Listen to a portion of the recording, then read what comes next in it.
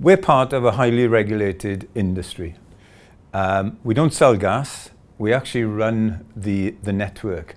And as part of that regulation, every set period, we go through what is called a price control. The last price control was set in 2013. That sets our revenues and our operating environment for the next 8 years. And as part of reviewing our progress, we produce an annual report every year. 2015 is something of a landmark year for us. It's 10 years since we set this business up in 2005 as an independent company. So it's been a very busy period over the last 10 years. And we've made a huge amount of progress. And I'm hoping that this stakeholder report will be of interest to all of the people interested in our business and the activities that we undertake.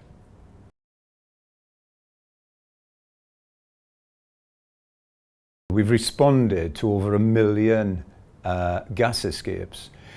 We actually provide the gas emergency service. So if there's an issue with the gas service, whether it's on our network or internal in a domestic property, then we're the first port of call for consumers. And actually, of those over 1 million calls, about 80% of them actually end up being issues associated with customers' domestic supply. We replace about 450 kilometres of mains every year, replacing that with new plastic pipe, which will last a very long period of time and ensure that our customers receive an ongoing, safe and secure gas supply. We've also connected over 100,000 new customers to the gas network over that period of time. And what's really pleasing is that over 10,000 of those have been what we call fuel poor customers. These are customers that transfer from other sources of energy, probably coal, oil, and in some instances electricity, and actually moving on to gas saves them a significant amount of money, over £500 a year. And we can help financially, along with our partner organisations, to bring those customers, normally ones who have more difficulty in paying their bills, onto the gas network. I think the other thing that's been significant over the last 10 years is the change around in our people. We've recruited over 500 new employees into the business over that period of time.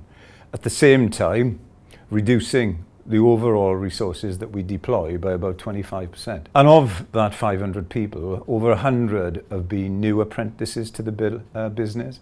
So we're clearly building for the future in what is a long-term business in our industry. We get measured on over 40 key output measures every year, and I'm really pleased to say that in the last year we achieved all of those 40 output measures. The other thing that I'm really pleased about as a business is our performance on customer satisfaction. Last year we came top across our sector for customer satisfaction, and it's actually the 5th year out of the last 7 that we've been top across the gas networks, which I think is a fantastic level of consistency of performance. On top of that, we get measured independently by the UK Institute of Customer Services. And the last results that we received from them gave us a fantastic score of 91 against a sector average of 71. They tell us that with that score, it places us amongst the top half a dozen companies across the UK. So we're now rubbing shoulders with the likes of Direct Line, John Lewis and Virgin in terms of our level of customer satisfaction. We also performed extremely well on safety. The Royal Society of Prevention of Accidents, ROSPA, gave us their Gold Star Award again last year, the 2nd year running. That's the highest accolade that they give to high-performing companies. And actually earlier this year, the UK Health and Safety Executive carried out a detailed audit of our business, something they undertake with critical safety industries. and gave us their top rating. They rated us as exemplar, and they tell us that we're the first company to actually achieve that level of rating across companies that they've surveyed. So all in all, I think an extremely positive year in terms of our output measures. We get measured each year by an independent panel coordinated by Ofgem as to how well we engage with our stakeholders. That's everybody who is associated with our business, from regulators, from consumer groups, community organisations and customers. And I'm really pleased to say that we got the top score amongst all of the gas networks for the work that we did on stakeholder engagement last year. So that's a great endorsement of how we are engaging with the wider community organisations that we deal with.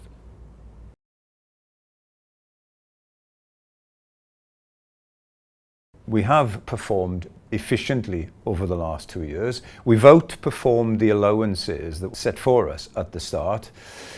And the effect of that means that our distribution charges to suppliers will actually reduce in real terms from April 2016. What I mean by that is that before the impact of inflation, our charges were reduced by around 1.5%.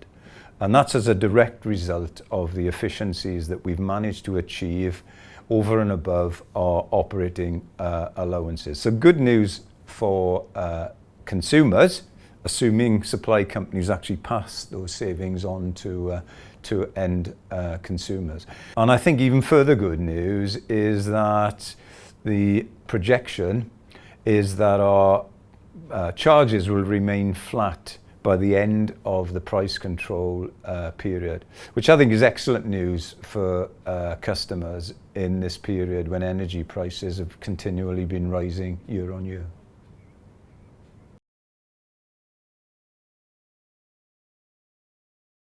I'm pleased to say that at the moment we're very much projecting to achieve all those targets and outputs as planned. As well as that though, there are some other things that we are planning to do in addition.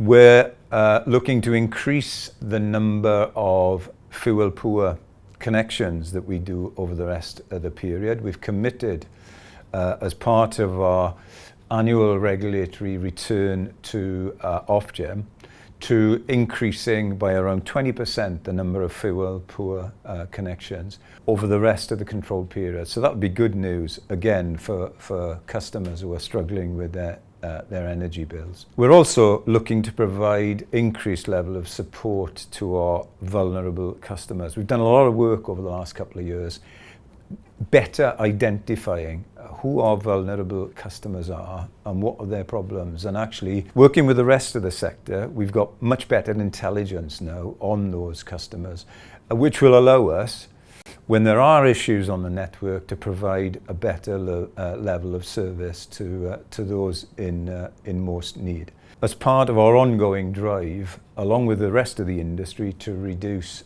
carbon emissions into the atmosphere.